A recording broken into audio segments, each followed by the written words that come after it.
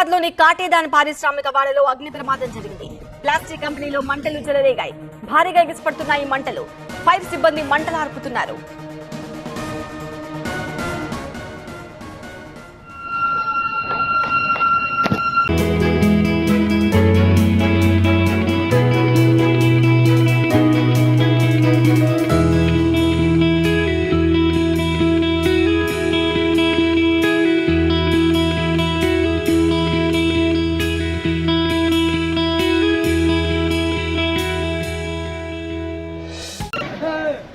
మనం దృశ్యాల్లో చూస్తున్నాము. భారీగా ఎగిసిపడుతున్నాయి మంటలు. స్థానికులంతా కూడా ఒక్కసారిగా భయభ్రాంతులకు గురయ్యారు.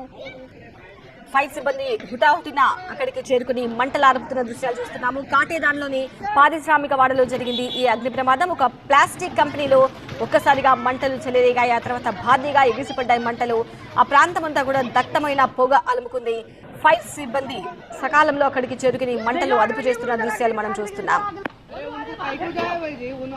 सिलेंडर उठा पोते